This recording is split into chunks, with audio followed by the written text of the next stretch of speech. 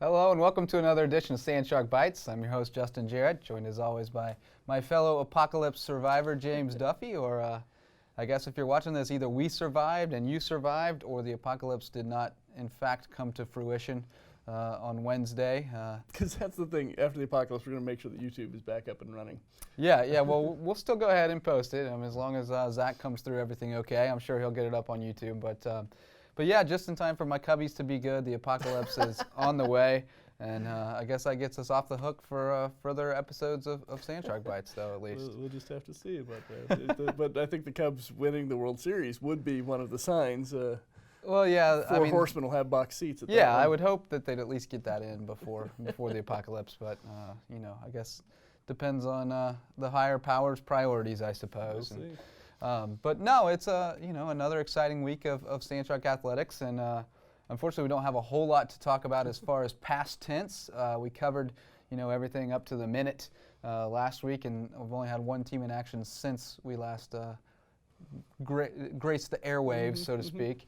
But it's been a good week. Yeah, women's soccer, kind of a mixed bag actually. Not a great effort against St. Thomas. I know that Coach Heberling was pretty disappointed in that, but man, came back in a strong way against Florida Memorial. Now won 2 out of the last 3, 2-2 in conference play. Big 6-1 win over Flomo. And feeling good going into this week, and we've actually got Coach Heberling on the program this week. He'll talk a little bit later about the past, the future, and where that program's headed. But yeah, it's been a nice bounce back the past few games, and we got to see it against Ave Maria, and then got to follow along on the live stats down at Florida Memorial, and pretty exciting stuff. If we're going to split them on the weekends, nice to win that Sunday one. Come home, see that team come back looking good, feeling good about what they've done. Lots of multiple scorers in that game. Yeah, and good to see Alex Radu and Alexa Muffley get involved. Alex has been playing lights out lately. She's really turned it on. Alexa, of course, the program's all-time leading goal scorer, and she's been quiet at that end of the field this year. She just hadn't had very many opportunities to put away the headers and take care of the set pieces, but got in on the action, and maybe that could get her going, and that could really be an asset. So it's going to be an exciting finish to the season. They're on the road Friday night at Warner, and then home 1 o'clock on Sunday against Weber International. Those are both going to be big games as we try to move up in the conference standings and make the top 6 and get into the conference tournament. So come out and join us on Sunday, or if you can't, log on to Stretch. I think either Duffy or I are going to have to handle play-by-play duties because Jim Glasson will not be available. So we may have to tag team that. It's a bit different when I'm on the mic. It's a little bit different call than when Jim Glasson is calling the game. Yeah, so you may want to drink your energy drink before the game to get used to that. But one of us will be on there calling the action for you, and hopefully calling a win and 3 more points for the Sand Sharks. But that is all that has happened in the past tense. Now we have a big week coming up. Next week's show is going to be full because we've got men's and women's cross country running on Friday up in Charlotte at the Queens Royals Cross Country Challenge, I believe that one's called. Let's try to keep all those. If they can get there. Yeah, if they can get there. And actually, I wanted to open the show with just a little shout out to our folks around the state. Certainly our thoughts and prayers are with everyone up in Charleston and up in the Midlands area where all the flooding has taken place. I'm sure anyone tuning in to our show knows that we were spared. Very fortunate down here to not get too much rain. But yeah, some real difficult times in other parts of the state, and great to see the folks down here though pulling together and trying to help out. I know that the town of Bluffton is organizing trucks to take supplies up there, as well as some local businesses, Taylor's Landscaping, Nemmer's Turf, and Low Country Paver.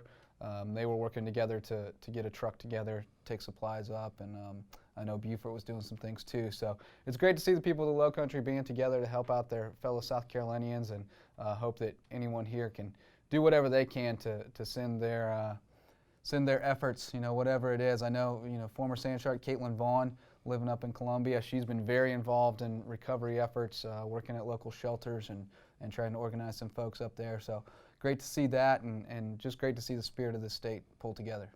Yeah, it's who would have thought that the Low Country would have been the place to hide out from all this? We've been blessed and lucky to. It was wild. Yeah, it was wild to see that dividing line where we got a couple inches, and in Charleston it was 24 inches over 3 days, and just out of control. So yeah, very fortunate here, and like you said, maybe difficult traveling up to Charlotte for cross country, but I think most of the roads have, at least the main thoroughfares have are okay now. It's some localized stuff or dams have failed, but I think they'll be able to get up there, and look forward to seeing how they perform. Had a couple weeks off, and I know some of them ran the Twilight Run, Beaufort Twilight Festival to stay sharp. Others took the time off. They like to kind of get that 2-week stagger going so that they can train hard and then back off to prepare for a race. But yeah, we've gotten into that rhythm now where we've got this race, which is a big one as far as at-large criteria go, and then 2 weeks, and then the Sand Shark Invitational on October 24th, and then 2 more weeks in the Sun Conference Championship down in Lakeland, Florida on November 7th. So getting into the meat of that cross-country season, going to be exciting to watch those times go down and see how they fare. Looking forward to it. And then after that, the women's golf is the next. Yeah, women's golf. We had them on the program last week to talk about the big win. They're back at it on Monday and Tuesday in Valdosta, Kinderloo Forest for Thomas's tournament, which is essentially the Sun Conference Championship preview. That's where they'll play the Sun Conference Championship in the spring, and then they'll be back at it again after that at the NAIA Fall Preview in Pooler out at Savannah Quarter. So a couple big tournaments for them as far as just scoping out courses. They'll play big events on in the spring, and hopefully they can keep the ball rolling. They've played very well. And you mentioned that we've got almost every country covered on that roster except Canada, and they'll be playing on Canadian Thanksgiving. That's right. People may not believe that's a real thing, but it is. And so we'll see some of our soccer players and men's golf players gathered around the traditional Canadian Thanksgiving table of a goose and overproof beer or something like that. I don't know. I think there are some, I've seen some geese near my kids' daycare. If anybody's looking for a goose, that's over off Bluffton Parkway. Might be a good spot to find one. Probably shouldn't be firing guns over there, but maybe you can catch one by hand. They seem pretty tame. Maybe able to just walk up to one and do the old traditional Canadian way. Is just hit it with a stick and. A golf club would be probably do the trick. To death. You could hit golf balls at it, perhaps. That might work. Kick soccer balls at it. Your Canadian Thanksgiving, just like that. And I'm thankful on a slow news week that we have Canadian Thanksgiving to fill some time. But yeah, men's golf had a little schedule change. Actually, they're supposed to be in action this week as well. They bumped that one off the schedule. They'll go to Johnson & Wales tournament on the 26th and 27th, and then the following week, Monday and Tuesday, they'll go up to Western Carolina's tournament, which is oddly called the Hummingbird Intercollegiate, and see how they fare against some D1, D2 competition. So. And all our teams are kind of, we're seeing these athletes walking around. There's very few crutches right now being used on campus. We're fully stocked. I actually talked to Coach Ed in a little bit that they're getting a little bit healthier. A few people are starting to come back. Joey was able to take a day off on Monday, so that's a good sign. And baseball and softball are starting to hit it for fall practice. You talked about the softball alumni game, which of course was a good time. I know they're getting after it, and they're both getting ready for the encore performance of the Halloween Hit-a-thon as well. So you may be getting hit up for a pledge for that. That's always a good time. See some fun costumes out in Hardyville on October 30th. Last year the softball team was the riot. I don't remember the baseball teams last. They were both pretty solid. Pretty solid. Some were inappropriate for a family setting, but that's to be expected with college guys. There are always a couple of questionable ones, but most of them pretty funny, pretty clever, and good times were had by all. So hopefully the weather's good on Friday the 30th, and we do a little Halloween hit-a-thon. Sign your pledge sheets. Bring around. Yeah, just make a donation. But bear in mind, most of them will hit the maximum distance. Right. Yeah. Don't be fooled by pitchers either. You learned that lesson the hard way. I learned that from Alex Graham 2 years ago. Took me to the cleaners, hitting into the fence. What? So don't be fooled by that. But yeah, that's kind of a wrap on what's happening around here this week and looking ahead to next week. Been a fun season. It's hard to believe that we're starting to get down to the end of it. We've only got it's midterms right now. We've got about a month left in the fall season, and we'll be wrapping things up, heading into the holidays and starting to think about baseball and softball. Believe it or not, but final exams too. We have final exams. Well, I don't participate in those, so.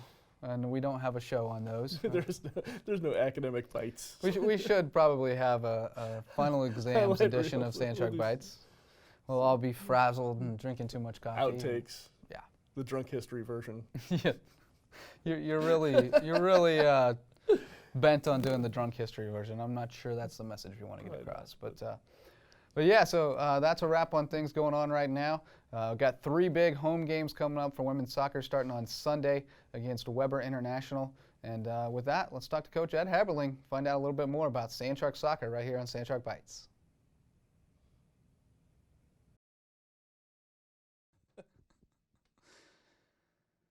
Joined now on Sand Shark Bites by Coach Ed Heberling. Coach, it's been a couple weeks. We got a lot of good news to talk about, though. Won 2 of the last 3 games and making a little charge here as Sun Conference play begins. What has kind of been we talked a lot early in the season about dominating games but just not getting the results, not finding the back of the net. What has changed these past couple of games? I think the players' attitudes, their confidence levels, they know that what we're doing is right. It's just we weren't getting lucky. We got unlucky bounces. We'd hit the crossbar. We'd hit the post. We'd hit everything but the back of the net. And we give up an easy goal at sometimes, and they just get them down. They've had some confidence. They've been able to see that their hard work is paying off. I think that the part of just playing some teams that they felt more comfortable with helps out. Their confidence was there. They were able to get it going and really work hard this past couple weekends to play well and play at a high level. Yeah, it's a cruel game for sure. The final score not always indicative of the way the game goes, maybe more than any other sport. But the final score at Florida Memorial, our last game, 6-1 win, was indicative of the way that game went. I mean, just probably the most dominant effort we've put out all season, right? Yes, correct. We started out a little slow. We gave up an early goal, an easy little goal that, just a mistake that happened. And then for the first time we played from behind, able to fight back. We got a couple goals back right away. Aaron Decker stepped up as a freshman, got another goal, and then got the assist on the second one for MJ, which was the game winner. It was a tough game for us at Florida Memorial. They just kept us off our rhythm, wasn't able to really get things going until the second half whenever we really just hit them hard, hit them fast, and just kept going at them. Able to put six goals up on the day was big. That's the most we've scored this year. Big outpouring of offense for us that allowed us to be successful. The girls, you could tell, were really excited after that game. It felt good for them to win, and I think it felt good for them to score that many goals. And hopefully keep that momentum going. A couple more big conference games coming up at Warner on Friday and then home against Weber International on Sunday. Those are both huge games when you look at that table and trying to get into that top 6. Yeah, the great thing with our conference is the middle of the table is all very competitive, very close to each other. We're fighting for those spots in there. Warner comes off of what I would consider an upset of Thomas. Just hasn't happened much. Beat him 4-3 over the weekend. Weber's been doing extremely well. Very competitive. They have a great little player, number 14 up top, that is their success. And they're both doing very well. They're looking to come in and knock us off, and we're looking to do the same. Couple wins this weekend sets us up big for postseason, allows us to move forward. Those teams are in the same boat as us. So a couple big battles once away at Warner on Friday night, and then at home on Sunday against Weber. Yeah, and just 3 home games left, so fans will definitely want to get out and cheer you on. And again, 2 wins in the last 3 games, so things are trending upward, and hope to have that great support once again. One thing, down in Florida last weekend was got a couple of the seniors going who very involved in the offense. Alex Radu played in the back line for a while, then went forward and scored a couple goals and had another assist. Alexa Muffley scored 2. She hasn't been able to get really involved in the attack too much this year. All-time leading goal scorer, so she could really become a weapon down the stretch. And then we got a couple coming back too, with Karen Pimentel coming back from injury and potentially Taylor Superior. So some reinforcements on the way here. Yeah, it was great. Alexa after the game comes up and says it's about time. She just didn't have that same luck or fire, or I don't know what it was, as in the past, but she's able to put two headers in, which is where her bread and butter is, on set pieces. She was able to score both of them. Like you said, Alex Radu went in for 12 minutes, had 2 goals and an assist. She was just an impact player. Pascal in goal had an assist even. Yeah. Long punt forward that Alex able to run onto and put it in the back of the net. Karen will be back this week. She's past fitness. She's good to go. We're going to be excited to have her back out. And like you said, Taylor Superior any week now. I think probably by next week we'll be able to see Taylor out there in her uniform for the first time, being able to help us out. And hopefully we'll be in that chase for postseason, and she'll be right along with us in it. Yeah, we obviously haven't seen her, don't know exactly what to expect, but we know junior college All-American who can play on the back line never hurts you a bit. Right, and with speed, helps out. So, we've been hit again with injuries, and players have had to step up. We're looking to get some back now that will really help us out. Two being one of them, Karen being another. And hopefully as we move forward, we'll kind of get in that rhythm and we'll find our success. And the two wins here in the last 3 games will turn into 4 and 5 or something like that. We'll keep going here. I think the players have seen that success, and they understand the importance of coming out ready to play and playing hard for the 90 minutes. Yeah, it's not how you start, it's how you finish, and we've had a history of finishing the season strong around here, so hopefully another strong finish. Come out and support the last 3 home games. Sunday against Weber International's the next one. Hope to see you out at Finland, and thanks for joining us, Coach, and best of luck on the pitch this weekend. Yeah, thank you, and fins up. We'll be right back with more here on Sandshark Bites. At the University of South Carolina, Beaufort, we offer small classes, individual attention, and an affordable education in an atmosphere that fosters diversity and achievement. We are students. We field 9 Sandshark sports teams that compete in the Sun Conference. We are athletes. We are one university with 2 campuses serving the coastal areas of South Carolina and Georgia. We are the Low Country. We are the fastest growing 4-year school in the University of South Carolina system. We are USCB.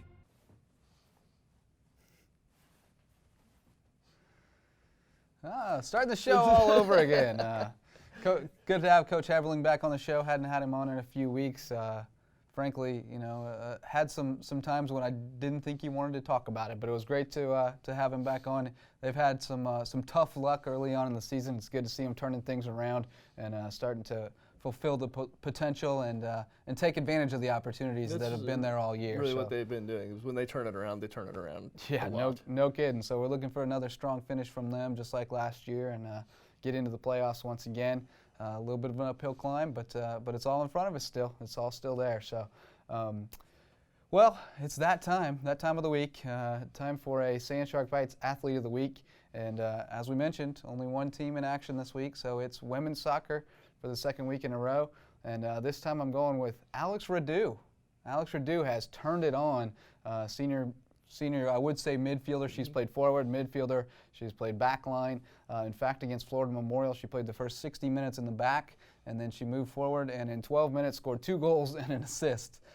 Just went on fire, and she's really been hot all throughout conference play. 3 goals and 4 assists in 4 games in conference play. So she's been lighting it up and really helping that attack take off, and look forward to much more of that from Ms. Radu. She's a playmaker and really a dangerous one, and we hope she can put a few more goals in against Warner and Weber International and keep us going. So congrats to Alex, or Alexandria if you wish, and congrats to Sandshark Soccer for getting a couple conference W's and building on it this weekend. That's going to do it for us here on Sandshark Bites. Once again, best wishes, thoughts, and prayers to everyone around the state who's battling the floods and those who are helping them out. Many thanks to the first responders who are doing all the hard work and all the volunteers who are helping people out there. So best wishes to everyone. We'll be back for another edition of Sandshark Bites next week. Until then, keep those fins up.